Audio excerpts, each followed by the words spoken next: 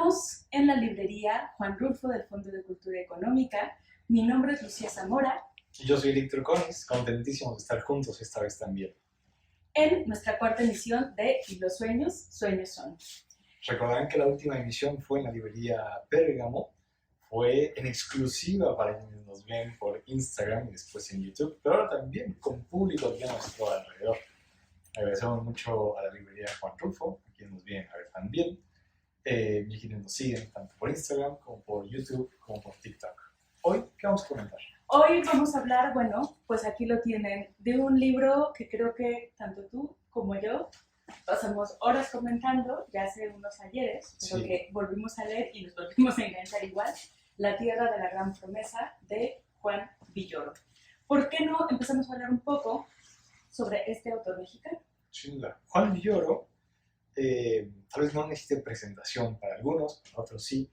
Es un autor. Yo creo que esa es la mejor manera de definirlo, escritor, porque casi siempre los periodistas o quienes lo entrevistan se meten en problemas intentando definir qué es, porque ha escrito crónica, ha escrito novelas, ha escrito cuento, pero también tiene libros infantiles, publica en periódicos, es un intelectual de talla completa, es director de muchísimos programas. Es además, a mi parecer, uno de los escritores que tiene un perfil académico muy notable, muy importante. Ha dirigido también, por ejemplo, la Casa de Estudio 100 años de la Fundación para las Letras Mexicanas. Ha impartido cursos sobre decenas de escritores, decenas de obras importantísimas. Una de las más recientes para mí, una casa de estudios sobre Gabriel García Márquez, abordando una de sus facetas poco exploradas, que es la de periodista, Claro. cronista también. Entonces, bueno, de Villoro podríamos leer Conferencia sobre la lluvia, una obra de teatro pequeñísima, un monólogo, una de las obras que yo más he disfrutado, y puedo decir, en la vida. ¿Qué tal? Literatura infantil. Literatura infantil. Por ahí Aquí tenemos algunos libros que no son tan fáciles de conseguir de Juan Villoro, de literatura infantil. Teatro, ¿cierto? Sí, sí. Entonces es un autor polifacético, él además sociólogo de profesión, que quienes han hablado sobre esta novela, sobre La Tierra de la Gran Promesa, también han destacado mucho que de pronto se ve que tiene esa vena de querer explorar cómo piensa toda una sociedad y cómo afectan determinados acontecimientos a todo un país. No demos más preámbulo, hablemos pues vamos comentando del protagonista de la noche. El libro. Y así damos tiempo también por si alguien quiere ir comentando a través de Instagram. Sí, aquí ya vemos la gente que se está uniendo y nos está saludando, así que esperaremos comentarios. ¿Alguien ya lo leyó? ¿Alguien ya lo leyó aquí? ¿Primera vez? Bueno, uno de los objetivos siempre de Y los sueños, sueños son, es que la gente se vaya con la curiosidad de querer leer este libro y de querer comprar, ¿no? Es decir, pues fomentar la lectura y que con estas pistas que daremos intentamos nunca dar spoilers cuando es posible, pero generar el interés y dar pues un breve repaso por lo que sería la trama, pero sin desvelar demasiado.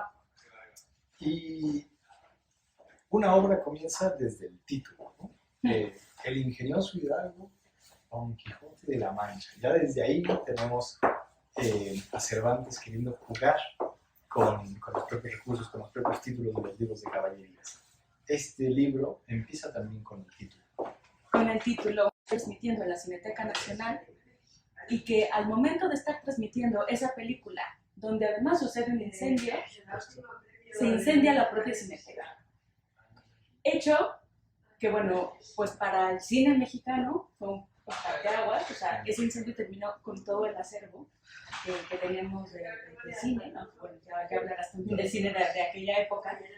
Y también La Tierra de la Gran Promesa, por lo que significaba México en aquella época y para lo que el protagonista de esta historia, Diego González, significaba pues esta ansia, esa juventud que quiere ser cineasta, que quiere hacer grandes producciones y que bueno, prácticamente este incendio pues de alguna manera zanja pues el desarrollo del cine de la época. Sí. Es decir, de la generación de cineastas de esa época, bueno, pues sí que queda un poco trastocada. Y el incendio y el fuego y los elementos relacionados con ello tienen gran trascendencia. La historia empieza justamente con una vendedora en la calle intentando pintar los ojos con un paquetito de cerillos. Sí, ¿cierto? con cerillos. Y hay muchas referencias, la propia portada tiene aquí ya las llamas, al fuego, la vendedora, pero también los cerillos que usaba el padre del protagonista. Quizás las generaciones más veteranas los recuerden muy bien. En México son muy populares los cerillos clásicos. Vienen un estuchito así pequeño, una cajita amarilla, y en el frente hay siempre una pintura. Obras maestras en ocasiones, de pronto cualquier pintura, pero son muy conocidos por ello.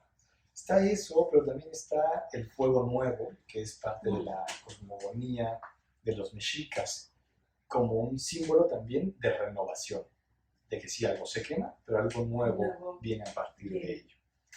Y también, por último, el contexto político. En aquella época el presidente José López Portillo había prometido un México que era la tierra de la gran promesa, porque nosotros teníamos todos los recursos, el petróleo, todos los recursos para que la gente viniera, y pues parecía que bastaba con tenerlos, pero bueno, claramente no bastaba con eso, y terminó siendo una promesa, y eso también marca a la juventud de esa época. Veremos cómo el propio personaje tenía una expectativa de su tierra, de la gran promesa, que, contrastando con generaciones posteriores de otros personajes, pues no tenían simplemente esa visión porque nacieron en otra época. Ya veremos también las diferentes concepciones de los protagonistas, ¿no? Para algunos es todas las promesas y la frustración que hay porque no se cumplieron las promesas, y para otros es haber nacido en una época de crisis y saber que si no hacemos algo, las cosas sigan siendo tan malas como ahora. Correcto. Pero llegaremos. ¿Por qué no nos das bueno, hay una cosa muy particular en el inicio de este libro, pues es una simple coincidencia que Eric va a leer ahora con el nombre de nuestro programa, que es Si los sueños, sueños son. Sí, yo creo que en el último episodio, Lucy citaba una frase de Agatha Christie.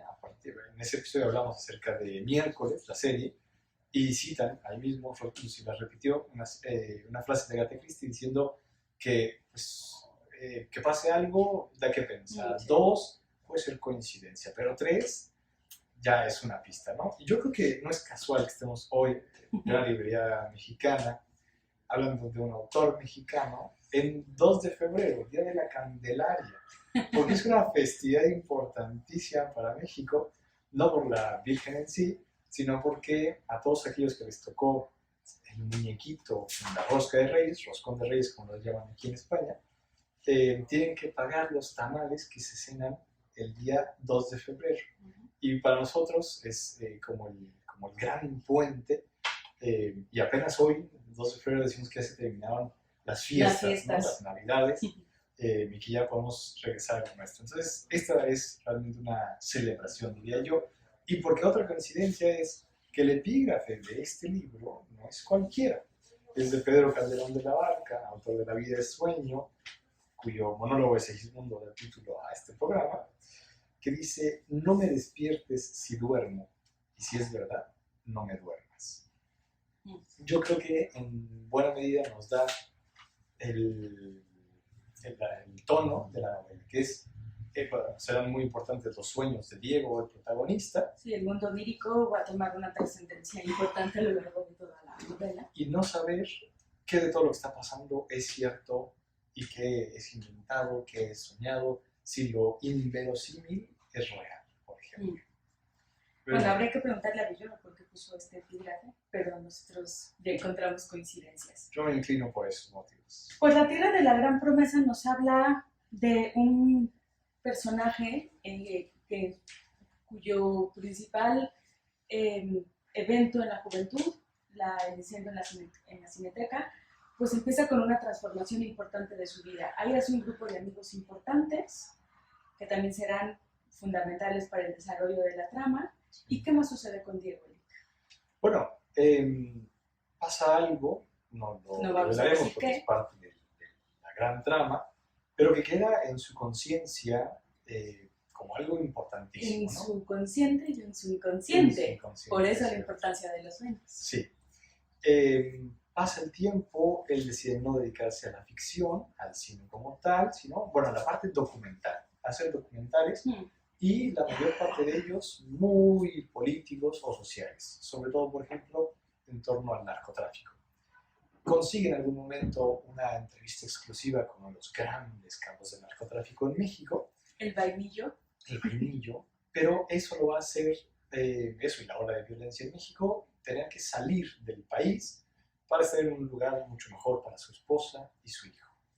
Patrocinados por un ciudadano catalán, Que en su Jaume. momento, Jaume, que en su momento se exilió de España para estar en México. y que tuvo que ver con el cine. Que en tuvo que ver México. mucho con el cine, financió muchas cosas, regresa a Barcelona, vuelve a contactar con Diego, le dice, vente a Barcelona. Y se va junto con su esposa y su hijo. Y allá pasa una temporada, Diego empieza a filmar un nuevo documental, aunque no muy convencido. No muy convencido de por qué está en Barcelona siquiera. Exacto. Y ahí podemos, perdón que te interrumpa, empezar a hablar de Diego, que es como, yo te lo dije desde el principio, perdón, un personaje como gris, como por Dios reacciona, di algo, parece que todo tu entorno tiene todas las iniciativas de tu vida menos tú mismo, ¿no? Pero está ahí en Barcelona. Hasta que se publica un artículo sobre él y se le acusa de ser el causante de la detención en México de El Vainillo. Y se dice que a través del documental. Su documental tenía pistas que delataban su ubicación y que por eso la policía mexicana pudo dar con él y ahora lo ha aprendido. Él dice que no tiene absolutamente nada que ver con ello, pero cree que la única manera de resolver ese asunto, porque por supuesto su reputación está en juego, es regresando a México. Pero ahí se encontrará con problemas más graves que el simple hecho de que su nombre esté en las redes sociales y la gente lo odie por lo que hizo, por ser un traidor, ¿no? Claro, un poco la fama que había ganado como un documentalista ya de cierta edad, serio, objetivo, bueno, pues empieza a perder todo eso, ¿no? Y porque es que además se le acusa de que ha recibido becas y premios que no merecía, de ser de la clase privilegiada, de ser hijo de un notario que recibió siempre lo que necesitó, y es lo que despierta el gran odio contra él en las redes sociales y también en la prensa. Entonces regresa a México, pero ahí se encuentra, insisto, con cosas todavía peores. Se dará cuenta de que su producción tenía dinero cuya procedencia él no conocía realmente y que hay muchas más personas de las que involucradas en todo esto. Y hasta ahí, ¿no? Ya está ahí, porque hay que leerlo. Sí. Porque bueno, son muchas páginas y hay que leerlo. Son muchas páginas, hay que leerlo. Y un periodista, ahora solo recuerdo su apellido, Prueba, que entrevistó a Juan Villoro sobre este libro, contó que este libro tiene 77 giros de tuerca. Sí. Y entonces, bueno, yo no sé si lo decía metafórica no y hiperbólicamente. Pues, o si era puedes comprobarlo, te doy ya. el beneficio de la duda. Pero es que con la breve trama que acabas tú de resumir, es que yo sí creo que los puede haber. Porque una de las cosas que queremos resaltar de este libro, bueno, son muchas, pero una de ellas es la estructura. ¿Y dónde sucede la historia? México y Barcelona, pero no es una historia que sucede de manera lineal. Es decir, empieza, de hecho, el libro está dividido pues como en tres partes. Una especie de interludios ensayísticos en el que algunas veces sí que tiene que ver con la propia historia y muchas veces son reflexiones del propio narrador acerca del fuego, acerca de la condición humana, del bien y del mal. Del bien y del mal, del cual hablaremos. Y son partes que son muy disfrutables, que literariamente, bueno, también son maravillosos, bueno, en realidad casi todas. Luego viene el antes, que es el incendio de la Cineteca, y ese hecho transformador para la vida de Diego y sus amigos que va a marcar pues toda su vida. Y luego viene el después, que es, bueno, todo esto que has contado, ¿no? Todo lo que va atravesando Diego, pero todo nos va llevando México, Barcelona, digamos que no hay una división específica, ¿no? En donde primero pasa una cosa y luego otra. Entonces es un ir y venir bastante interesante. Para estar bien ubicados, este contexto del cine nacional en México, que iba en decadencia, que se grababan películas conocidas como de ficheras y traileras, mal cine realmente, pero muy popular, vaya, que dejó casi sin espacio al cine de autor, fue a finales de los 70 y el incendio de la Cineteca es en 1982, 24 de marzo para ser exactos, y después el resto de ese después sucede ya, digamos, en nuestros días. Entonces es un ir y venir prácticamente con una diferencia de 35, 40 años, y entre estos dos continentes, dos países, dos ciudades, que además a ratos dejan ser tan diferentes. Villoro vivió un buen tiempo en Barcelona. De hecho, su padre es de allá. La conoce perfectamente. Y, y bueno, yo creo que en este libro y en otros de Villoro se nota también una relación muy particular, no solo con México, sino con la Ciudad de México, con la forma de habitar esa ciudad y otras como Barcelona. Entonces, llega un momento en que mi protagonista, Diego, parece que estando en Barcelona sigue en México porque ve también muchas cosas de uno y del otro sí, en la otra sitio. Pero yo creo que también, y esto lo deja muy claro el libro, y lo explica bien Villoro también, uno se puede ir de su país, se puede ir a Barcelona, se puede ir a Madrid, se puede ir a China, pero la mochila que cargamos, esos fantasmas que cargamos, eso que le pesaba a Diego, eso no lo pudo dejar. Se lo llevó a Barcelona y él tiene que regresar a México. Por eso tiene también una estructura circular. Él se va intentando dejar una parte de su vida atrás. No sabe claramente por qué se va, porque lo convencen de una manera extraña. El propio Jauma, que termina por ser un personaje, bueno, maravillosamente construido, con unos matices, pues ahí con claroscuros. Se viene a Barcelona, pero tiene que regresar a México porque tiene que cerrar el círculo de lo que ha ocurrido con su documental. Y bueno, me parece que ahí Villoro también se mete mucho en la condición humana y analizar pues, cosas como que los seres humanos no nos podemos quitar, que es nuestra historia. Sí, y lo que nos pesa en la conciencia y que se filtra, como decía Lucy, hasta el inconsciente. Porque claro, el protagonista, Diego, de pronto tiene sueños en los que le resulta imposible no acordarse de aquel evento traumático en su juventud por la culpa que lo consume, ¿no? Y bueno, algo que también destaca muchísimo Villoro en toda la novela, diría yo, en cada oportunidad, son ciertas circunstancias sociales de México, empezando por la inseguridad, ¿no? En otra entrevista que yo escuchaba que le hicieron a Villoro con motivo de este libro, hablaba de que muchas veces cuando hablamos de alguna guerra o de algún fenómeno grande, se habla de cuántas muertes hubo, de cuántas personas fueron lesionadas, pero de las cosas más pequeñas, más personales, o en el aspecto familiar, por ejemplo, de eso no se suele hablar. ¿Cuántas separaciones de parejas causó? ¿Cuántas crisis emocionales en un individuo? Entonces, yo intento hacer una radiografía de cómo es que el crimen organizado, además del narcotráfico, o particularmente el narcotráfico, en este ambiente de violencia, afecta la vida de cada una de las personas, ¿no? Vemos más de un secuestro en esta novela del suegro de Diego, el papá de su esposa Mónica, y que es también un episodio durísimo, ¿no? Porque, claro, el pagar el rescate, el ponerse en contacto con los secuestradores. Todo lo que tiene que vivir una familia en ese contexto lo refleja muy bien. Y no es el único, porque después hay otros secuestros, ¿no? Que no diremos tampoco de quién, es parte de la trama más importante, pero ahí está. Y creo que también, sí. No, que un poco haciendo este viaje México-Barcelona y esa preocupación del propio Juan Villoro de retratar México, me parece que, bueno, él dice, ¿no? Retrato México y tú y yo comentamos, le duele México. Sí. Y él dice, bueno, lo dice el narrador, me parece, en México conocemos geografía por sus tragedias. Así supimos de Ayotzinapa, de los sismos. Tlatelolco. Y Y por otra parte, también dice, a ver, o sea, un inmigrante en Barcelona, por más de que yo tenga familia o conozca, pues te sientes ahí como en una línea intermedia y hace ciertas críticas de lo que es vivir. Sí, que pues ya luego tú y yo compartimos algunas historias que podamos compartir con el propio Villoro, ¿no? Hablamos el mismo idioma y hay cosas que pueden ser totalmente ajenas y te puedes sentir a veces totalmente cómodo y a veces dices, ¿pero qué es esto?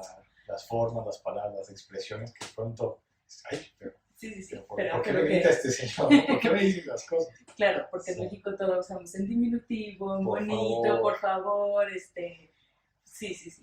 Pero estas no son otras cosas más que formas, costumbres y culturas, pero que me parece interesante justamente en ese ir y venir, en esos contrastes, que yo creo que, bueno, pues lo muy bien. Sin duda.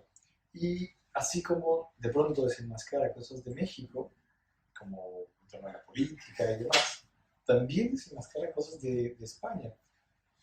Habla, por ejemplo, de la manera en que distintas personas, empresarios españoles, invirtieron en México en determinada época, tanto en el cine como, por ejemplo, en hoteles de paso. Pero habla también de negocios del hijo de cierto funcionario catalán con la hija de un presidente mexicano.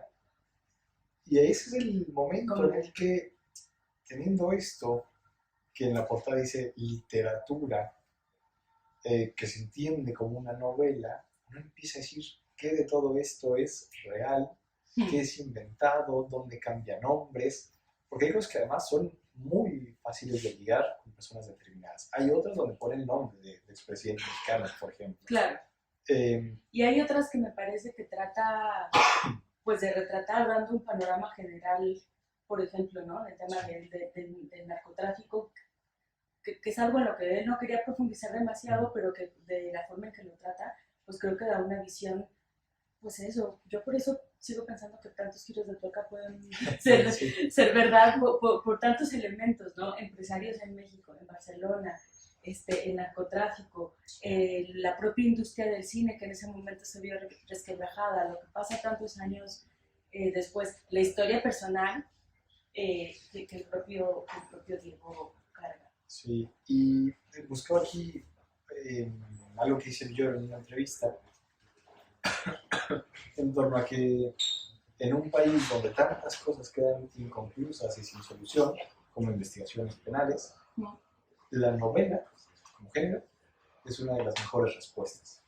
Es intentar contestar todas esas preguntas del qué pasó, como por qué se incendió la Cineteca Nacional, o qué pasó con el procesamiento de este delincuente, etcétera, etcétera. La novela, y este es el caso de La Tierra de la Gran Promesa, está ahí para intentar responder. Y complemento con una frase que dice el mismo Villoro y que nos habla, bueno, pues de todos estos conflictos que vemos y de cómo de alguna forma lo transforma. El arte se alimenta de dolor para crear un placer estético. No hay arte sin conflicto. ¿Dónde está la tragedia para convertirla en algo disfrutable? Y bueno, pues es que eso es lo que transforma de México, ¿no? Parte de la tragedia, pues en algo disfrutable, como tú dices, a lo mejor el mejor género para poderla pues, disfrutar. Sí. Y eso está acompañado también de grandes herramientas, como la construcción de personajes. Sí, estoy ansiosa de leer un cachito. Pues no te corto las ansias, adelante. Bueno, es que creo que la construcción de personajes fue algo que a los dos nos emocionó un montón y que conversamos, pues por lo bien planteados que están, bueno, eso sí nombrar maravillosas frases que se avientan y yo, ahora voy a hacer... ¿Ustedes ven todos esos post-its en el libro? Eric dice que está mal que le ponga post-its. Es que es importante que lo sepa cualquier lector. Yo no quería decírtelo a ti, pero ya te lo dije. Que pegamento. Los post-its tienen un pegamento que es muy ácido. Entonces, si de por sí el papel de muchos libros después de años se pone amarillo y empieza a corroerse, con ese ácido no va a quedar nada de los libros. Pero el libro hay que destruir, o sea, bueno, destruirla en el mejor sentido. Claro, está lleno de líneas, pero para ustedes y la agilidad que esta transmisión requiere, si quieres llegando a mi casa, se los quito. Muy bien. Bueno, insisto que esta trama de 3 personajes es fundamental para el destino del protagonista Y solo voy a leer Tres como personajes son el protagonista. el protagonista y dos de sus mejores amigos de la escuela de cine. Entonces, El famosísimo Cueco. el famosísimo Cueco. Por supuesto, estos tres amigos presenciaron el incendio de la Cineteca. Su maestro, reconocido cineasta en aquel momento, que terminará por jugar un papel fundamental, Luis Jorge Rojo, son los que se ven entrabados en aquel incendio. Entonces aquí hace una breve pincelada de la característica de estos tres personajes como en su vida amorosa, ¿no? Bueno, son Rigoberto Tobar o Tobarovich, Jonás y Diego. Entonces, sobre uno de ellos dice, el sexo para él se había convertido en un dogma de honestidad, un personaje que buscaba la virginidad como uno de sus últimos objetivos en la vida. Se acostumbraron a verlo con la fascinación y con la extrañeza que veían las fotos de los bonzos que se prendían fuego para protestar contra la guerra y dejaban que las llamas se hicieran cargo de la túnica naranja sin proferir el menor lamento. Rigo era un inminente mártir del deseo. Yeah. Luego, por otro lado, Jonás, que le acababan de romper el corazón, buscaba reponerse de haber amado en exceso. Rigo quería debutar en el amor, nuevamente menciona Rigo, y Diego era amado sin saber si amaba. Porque, bueno, tiene una novia, Susana, que es un personaje importante. Y antes de darte la palabra, una frase maravillosa sobre Jonás, que le acaban de romper el corazón, dice, Jonás cayó en el vacío superintenso de quienes descubren que el corazón solo existe al destrozarse. Toma. Bueno, estas frases son las que nos ven. Aquí tengo otro post-it. Ya, sí. Y entonces yo comentábamos mucho que, bueno, de hecho, una de las primeras veces que hablamos de este libro, Luis y yo, dije, oye, pero ¿no te parece que Diego es demasiado gris? Le decía, no es un protagonista que me atraiga tanto, me falta empuje. Y me decía, pero es que eso es la esencia del personaje. Es un personaje que por aquel accidente, no digamos más, trae cargando muchísimas cosas, es incapaz de moverse adelante. Y más bien hay otros personajes a su alrededor, fundamentalmente femeninos, que son quienes lo están empujando y sacando de cosas o metiendo otras. Está Susana, la novia de aquella época, de Mónica, que es su actual esposa. Claro. Y nada más mencionar, Mónica con una diferencia de edad importante, porque digamos que situándonos en el presente de la historia, Diego tiene aproximadamente 55 años y Mónica, bueno, me parece que no lo nombra, pero es bastante más joven, considerablemente más joven, ¿no? Hay un poco ya la diferencia de generaciones y de expectativas y de lo que cada uno podía ver como su tierra de la gran promesa. Claro. Y como todos los que estamos en este magno espacio y quienes nos ven en redes, en todo el mundo, saben, porque lo comentamos también en Y los sueños son, en el primerísimo programa sobre la tregua de Benedetti, ahí teníamos a un personaje, Martín Santomé, que también sale con Laura Avellaneda, muchísimo más joven que él. Y su gran preocupación es que ella va ascendiendo en su vida cuando ella va de bajada. Y que la diferencia de edades realmente lo pone en un predicamento. Algo similar pasa también con este personaje, con Diego. Hay una escena que lo dice todo. En la primera noche en la que ellos hacen el amor, después va Diego a comer algo y se le rompe un diente. Pero se lo oculta siempre a Mónica porque no quiere que sea tan notorio el hecho de que él es tan grande. Hay dos cosas que me encantan en torno a esto. Diego se preguntó si podría estar a la altura de todo lo que le daba Mónica y decidió que no. Así, simple y llanamente. Y que nos lleva a la otra, en la que dice, ¿con cuántas mujeres había tenido una relación íntima? Menos de las que quisiera, más de las que merezco, se decía para hacer las paces con su destino. Uy, también es que fuerte, ahí ¿no? nos muestra ese...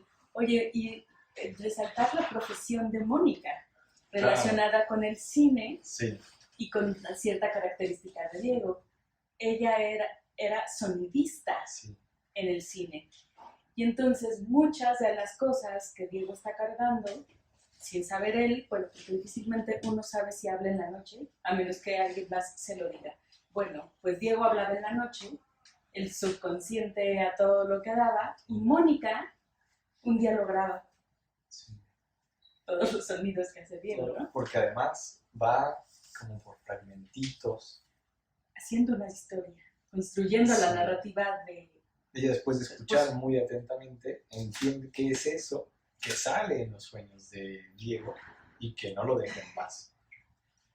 Y no decimos qué es. Y no decimos qué es. Pero es que son las cosas que me parecen maravillosas del libro, ¿no? De que, o sea, los sueños, la profesión de ella, bueno, pues ese acontecimiento que marca su vida, no sé, esa cantidad de personajes y de acontecimientos. Ya hablábamos de la estructura que tiene la propia novela con varios elementos, pero yo de la trama... Ahorita que estamos con eso, hay otra entrevista en la que yo dice cuál fue el inicio de este libro, cómo comenzó a trabajar en él. Y dice que cierta productora brasileña contrató a distintos escritores latinoamericanos y les pidió un guión a cada uno que tuviera que ver con los sueños. Y él empezó a pensar, ¿qué podría ser? Un hombre que habla mientras trabaja y que lo que va diciendo es algo que lo persigue, que tiene en la conciencia. Y la esposa va a ser una sonidista, claro, que se ponga a grabar y entonces descifre qué está pensando y soñando, ¿no? Ese fue el principio de la historia. Cuenta Villoro que ese proyecto cinematográfico no se realizó al final, pero se convirtió en la figura de la gran promesa. Y es curioso porque yo, no es una de las primeras cosas en las que pensaría para escribir este libro. Claro, bueno, que lo de Diego y su... Sí, lo de los sueños y que ella es sonidista, pero si leemos la contraportada, empiezas. Dice, Diego González es un documentalista que habla dormido. Está casado con una sonidista que trata de descifrar lo que dicen sueños. Sí. Entonces, es que creo que por eso también es interesante, no sé, creo que cuando uno lee el libro, todo depende de la época en la que estés, ¿no? Cuando nos atrevemos a releer un libro, que no hablaremos de eso, luego tenemos mensajes diferentes. Entonces yo creo que es el maravilloso aspecto que nos da la literatura, que todos podemos tener matices diferentes. Para algunos esto será un thriller, para alguien esto va a escarbar en el inconsciente, bueno, y como haya empezado la novela, pues bueno, fue tomando otro rumbo, ¿no? Dice Villoro que se tardó 9 años en escribirla, no 9 años porque los 9 las haya estado pensando, sino porque es muy disperso, se quiere meter en un montón de proyectos. Entre uno de esos alguna vez le coqueteó el tema del cine y creo que su amor al cine y su conocimiento del cine está muy bien reflejado. Sí.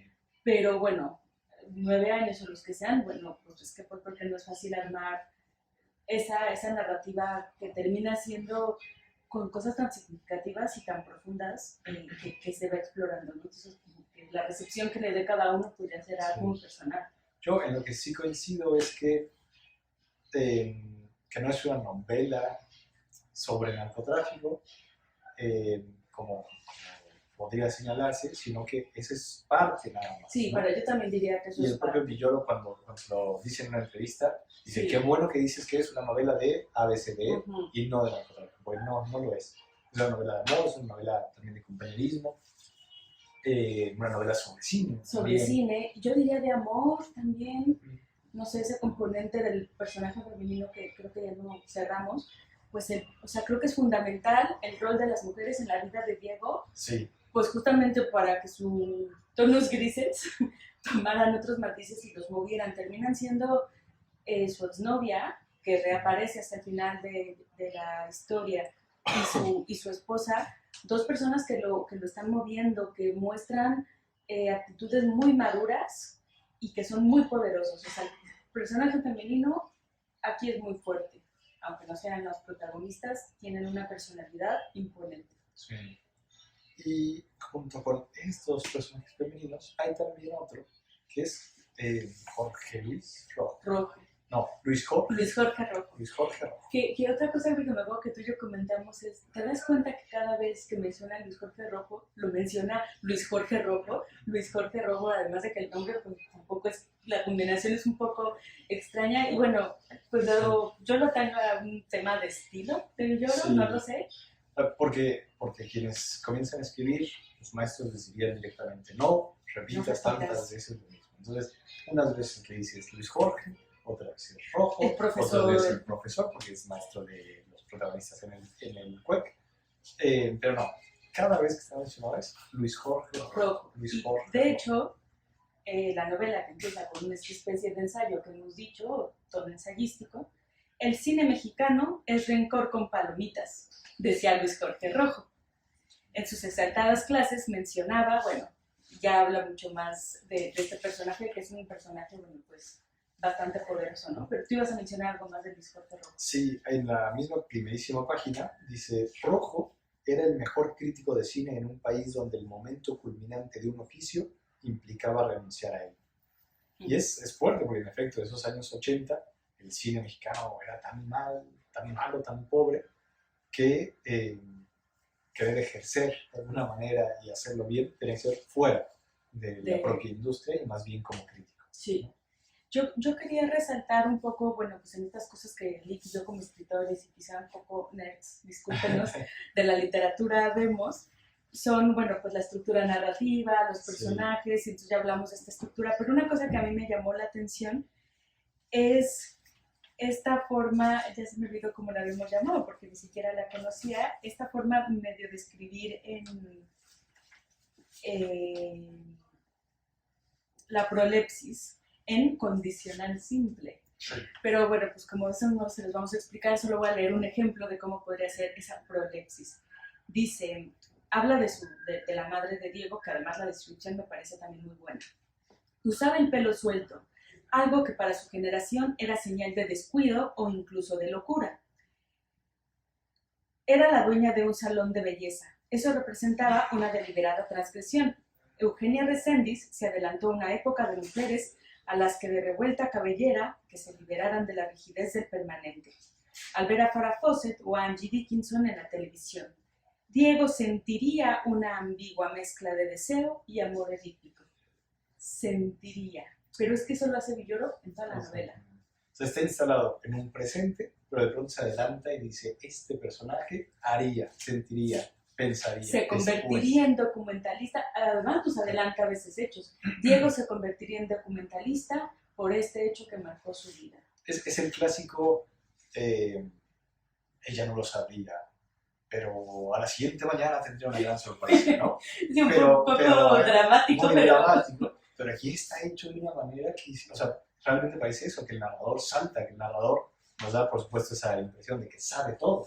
Claro. Y no todo lo de ahora, sino todo lo de todos los tiempos. De todos los tiempos, porque sabe que tiene una relación edípica con su madre, claro. Que bueno, también es un personaje femenino que no habíamos visto, que también... De apellido Reséndiz. Reséndiz, sí, que es, bueno, que tiene una influencia importante sobre Diego. Sí, y a la segunda parte del libro la vemos, y cuando Diego vuelve a México, sí, cuando Diego vuelve a está México. ahí muy pendiente de que está haciendo el hijo, ¿no? Sí, sí. Y develando también más de un secreto familiar.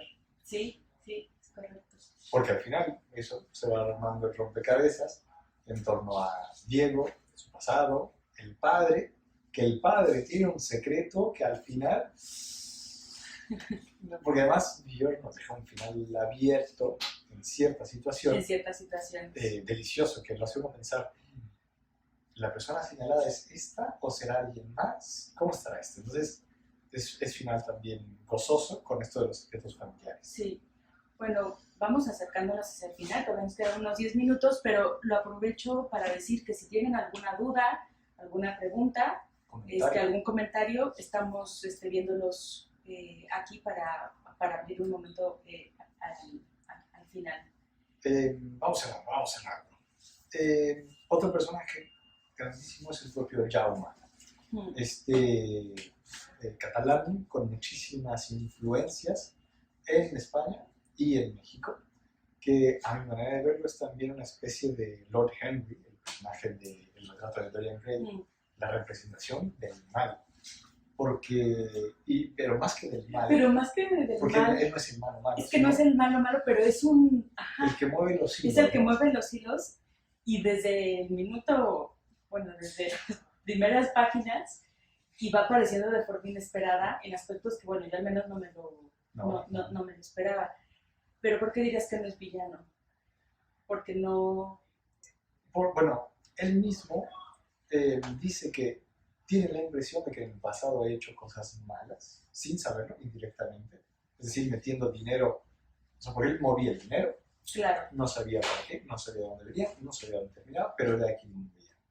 Él era quien daba facturas por escenas en el cine que nunca se grabaron, para que otros pudieran deducir impuestos, por ejemplo. Lavar dinero. Bueno, eso yo creo que sí sabía que era un poco malo, Claro, pero de inicio suena como malo. Pero está consciente de haber obrado de esa manera poco ética y ahora, avanzada la edad, decide hacer el bien por el bien, redimirse. Hasta se manda a investigar él mismo con otro personaje importante que es el periodista Adalberto Anaya, para ver qué tanto ha hecho mal y qué tanto debería hacer ahora bien para enmendar ese cambio. Y Adalberto Anaya, estando en él, es un periodista que le sigue la pista a Diego. Por esa acusación que nombrabas en la trama, ¿no?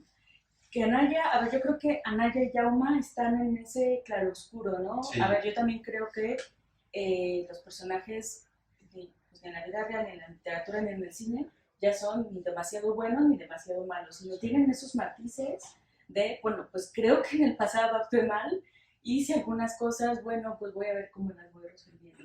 Y Anaya fue compañero de Diego en el CUEC, pues, de ese compañero que como que dices, uy, le está yendo bien, le tenía un poco de envidia, sí. Y él se queda con un pequeño resentimiento que no fue incluido en el equipo de Diego para entrevistar al Vainillo. A pesar de que él le había conseguido el contacto del Vainillo. Ajá. Y entonces, pues con ese pequeño rencor, luego a Anaya le encargan el reportaje de Diego y es cuando empieza a excavar en el pasado de Diego. Tiene esa pequeña resentimiento, pero también actúa por sus propios intereses periodísticos para hacer un reportaje. Ojo, Lucy acaba de decir que le encargan el reportaje sobre Diego. No sé. ¿Quién le encarga? ¿Quién le encarga? Claro. Eso es también fundamental hacia el final.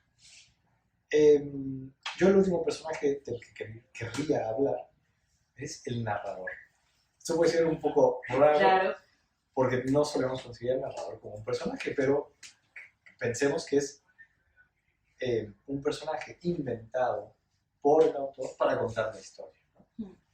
Cuando Moby Dick empieza diciendo llámenme Ismael, el narrador es uno de los personajes, claro, que se pone como nombre, aunque no quiere decir que se llame, porque si se llamara así diría mi nombre es Ismael, pero nos pide que le llamemos Ismael. Es un personaje creado por el autor para contar esta historia desde su voz. Aquí tenemos un narrador omnisciente que sabe todo en la versión presente, pasado y futuro, con una voz dura, crítica, irónica, ácida, irónica, que le duele México, como decía Lucy, fuerte, yo diría que muy hemingwayniana en ese sentido. A mí me sucedió algo muy curioso, que fue que después de leer este libro de Villoro, un par de meses después comencé a leer Por quien doblan las campanas de Hemingway y traía un prólogo de Villoro. Y yo creo que es realmente un estilo cercano. Para mí, esto lo platiqué con Lucy en su momento, haber leído esta novela de Juan Villoro era vaya, así es como se escribe una novela hoy en día. Una clase de literatura de así se hacen las cosas. Y yo creo que para nuestros amigos escritores que nos siguen, o sea, es que sí sería muy recomendable por toda la construcción que hace y creo que también por la trama, pues que se acerca mucho al thriller, que yo creo que Villoro nunca se había acercado tanto a ese género y que quizá, bueno, pues lo explora de una manera pues, magnífica en todos los sentidos. Y creo eso, que la voz del narrador da mucho de la novela. Sí, y yo creo que aquí la voz la hace tan particular que tú le crees todo al narrador, o sea, lo sientes como un personaje más, porque en realidad no es un personaje más, pero lo sientes, no sé, de una forma tan orgánica, con esa pues, personalidad y cómo te va llevando, y bueno, increíble como sabe todo. Últimos temas. El cine. Y aquí hay un concepto Que nos importantísimo, la isla de edición. Sépalo, quien no lo supiera antes, que en el cine, a diferencia de la escritura, pues, hay muchísimas personas involucradas, ¿no? Una de ellas son los editores. Una vez que ha sido filmado todo, a los editores les pasan el material entero. Ellos tienen que ver qué toma eh, usan de cada una de las escenas. Sí, bueno, donde cortan. Y eso termina por ser fundamental en la trama. Claro, que eliminan, que agregan, o sea, los sonidos, etcétera, etcétera. Entonces, Diego tiene su propia isla de edición. Sí, bueno, yo solo quiero leer una frase que dice el narrador. Le pareció necesario romper con ella, habla de Susana, para concentrarse al máximo en su primera película. En su isla de edición, repasaba ese momento de egoísmo solo para hacerse daño. Podía evitar sus ilusiones, pero no sus recuerdos. Es decir, ese espacio en donde él podía pues, manejar su propio mundo como se maneja en una sala de edición. ¿Tenías tú otra frase? Sí, es un poquito más extensa, pero vale toda la pena, porque decíamos, y yo también lo cuenta, que él en algún momento pensó estudiar cine. Había incluso pensado en dónde estudiarlo, había encontrado un lugar en Italia, en Roma, y había comenzado a aprender italiano, pero al final ese proyecto no se concretó. Yo creo que afortunadamente, porque gracias a Dios tenemos novelas como esta. Y se ve no solo el amor y el conocimiento, sino la pasión de Vio por el cine y cómo logra que también sus protagonistas, sus personajes en general, la transmiten. Entonces vemos a Diego como director, vemos a Mónica como sonidista, vemos a otros como productores, hablar de lo suyo. Y aquí, por ejemplo, Villoro nos regala la siguiente descripción sobre los sonidos en el cine. Jack Foley demostró que los mejores ruidos son ficciones. Una lámina que se agita es una tormenta. En Star Trek, el ruido de las puertas corredizas se hizo con un papel que sale de un sobre. En El Señor de los Anillos, cuando Gandalf se enfrenta a la bestia de fuego, el sonido del monstruo está hecho con tabiques frotados sobre un piso de madera. Había que inventar un ruido mítico que nunca existió y se les ocurrió eso.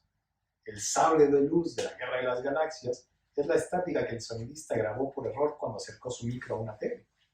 Lo que suena auténtico viene de cosas raras.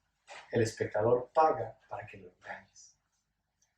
Esas lecciones de cine que los que no estamos tan cerca no conocemos, hace de estilo también algo delicioso. Delicioso. Y creo que también el hecho de que Diego sea un documentalista pues nos muestra esa visión de periodística de Villoro, ¿no? De documentar un poco pues, la realidad y lo que sí sucede, y bueno, nuevamente es cuando él dice la parte autobiográfica y la parte de mirar la realidad, la parte de dar fe de algo, como lo hace el periodista, como lo hace el documentalista, y luego él menciona, como lo hace el propio padre de Diego, que es un notario, da fe de otras cosas, claro, pero también da fe. Entonces, nuevamente en los pueblos yo digo, ¿cómo hila tantas cosas este hombre? Sí. Porque siguen pues estando pues relacionadas. Voy a ver si alguien nos hizo una pregunta. Y abrimos también el micrófono para público. Porque tenemos 5, sí. Últimos puntos sobre este libro. Pues para mí un libro que se debe, o sea, son de estos libros que te atrapan, pero que también se deben leer con calma porque tienen muchos elementos, sí, porque estas partes ensayísticas, donde nos habla, pues, no, aquí estoy viendo, ¿no? O sea, es que abres el libro y me encuentro con referencias a Lorca, a Dalí, al cine, creo que, bueno, pues todo el imaginario del propio Villoro, con una cosa que tú y yo también comentamos, sobre frases, sí, como esta que leí del corazón roto de Jonás, que nos han dejado así como construyó esto. Entonces, no sé, para mí un libro que eso, de lo bien construido que está, se puede disfrutar desde la parte de la trama y también desde una parte de la construcción, pues, no sé, excelentemente bien hecha. No sé si tú tengas alguna frase, bueno, sobre esta parte de Diego documentalista y por qué decidió dedicarse a documentar la realidad, voy a leer una parte que además también me parece que está exquisitamente bien escrita. En Los insomnios de luna llena, pensaba que era documentalista gracias al accidente. Renunciaría al cine de ficción. No tenía el temple del piloto que decide la realidad, sino del copiloto que la acompaña. Por las prisas para recibirse y por contar con recursos limitados, concibió Los rebeldes de Dios como cinema verité. A partir del viaje de Cuernavaca, la elección azarosa de asumir la mirada del documentalista se convertiría en determinación. Bueno, son de estos, ¿sabes? Como cosas tan bien escritas y que además revelan algo. Claro. Es decir, no escribe algo poético por escribirlo, sino que nos va dando información. Yo, para cerrar, agregaré esta que es mucho más breve, pero dice, le pregunta a uno de los personajes a Diego, a su regreso a México: por cierto, ¿qué haces en este país de locos? No lo digo como crítica. Aquí, estar loco es una forma de clarividencia. O tal vez la normalidad, ¿no? Es como el requisito sin el cual uno no tiene la nacionalidad mexicana completa. Bueno, eso me recuerda, perdón, para también ir cerrando el siguiente libro que comentaremos, que habla de la locura y de qué tan normal es o no la locura. Y estamos hablando del peligro de estar cuerda de Rosa Montero. Nada más y nada menos. Tienen un mes más o menos para leerlo, para que lo vayan saboreando. Es un libro que se disfruta. Rosa Montero, ahora una autora española. Cambiamos de continente y de país. La sede luego se la revelaremos. Que lo sorprenderá también. Pero por ahora, eso, nos quedamos con Juan Villoro, La Tierra de la Gran Promesa. Un título o un libro que nos llena de esta voz narrativa extraordinaria, humor, crítica, violencia también. Un libro para reír y también para sufrirlo sin duda, con muchísimas vueltas de tuerca que nos tiene así en el filo del sillón. Y por eso creo que nosotros que ya lo leímos, yo al principio sí recuerdo haberlo leído demasiado rápido, y bueno, luego por eso me tengo que regresar a poner esto, pero que se debe de disfrutar, cada parte por lo bien escrito que está ahí, que es en lo que coincidimos para pues, comentarlo aquí. Y como, bueno, no sé si tengas algo más que decir. Bueno, tú siempre tienes algo que decir hasta el final. Dos cosas. Pero antes de eso, en la que estás pensando, yo nada más también agregaría que Luz y yo leímos este libro hace un año, más o menos. Yo tenía y ahora que se acercaba la fecha de comentarlo para ustedes, en la librería Juan Rulfo, el Fondo de Cultura Económica, releímos algunos pasajes y a los dos nos ocurrió que queríamos volverlo a leer completo. Porque era, qué bien está este libro, ¿no? O sea, volver, y a pesar de que sabíamos cómo terminaba, es que el libro, ¿no? O sea, es un libro que a diferencia de otros no vale solo por el final, por el a dónde va a llegar, sino que cada página es que te dice algo y la prosa es maravillosa. Y yo, desde hace un tiempo, ahora que Lucy hablaba de proyectos que toman mucho tiempo de escritura, he comenzado a escribir una novela histórica. Y ahora que repasé este libro, veía todas mis notas de así se hace muy bien esto, así es, o sea, la clase que me dio Villoro en cuanto a cómo desarrollar cosas en tiempos anteriores, como lo hace él en los años 80 de México. Veamos. Dándonos cada programa una probadita y ya se lo aprende de memoria. Es verdad, pues reprimamos esta fiera condición, esta furia, esta ambición, por si alguna vez soñamos en un mundo tan singular que el vivir solo es soñar. Y la experiencia me enseña que el hombre que vive sueña lo que es hasta despertar. Sueña el rey que es rey y vive en este engaño mandando, disponiendo y gobernando. Y este aplauso que recibe prestado en el viento escribe y en cenizas le convierte la muerte desdichada fuerte. Seguiremos hablando de sueños, porque al final esos son también los libros, ¿no? Sueños soñados por otros autores. Bueno, y este además, onírico totalmente. Gracias. Lucy tiene en puerta además cursos todo este mes de febrero. De mi lado se abren también inscripciones al círculo de lectura que tengo todos los años. Pueden unirse, están perfectamente a tiempo, a unos y a otros. No a otros, sino No, y a otros. Nosotros les agradecemos, gracias también a quienes están aquí con nosotros, al Fondo de Cultura Económica a través de la librería Juan Rulfo. Nos vemos la próxima. Rosa Montero, El peligro de estar colgado. Gracias.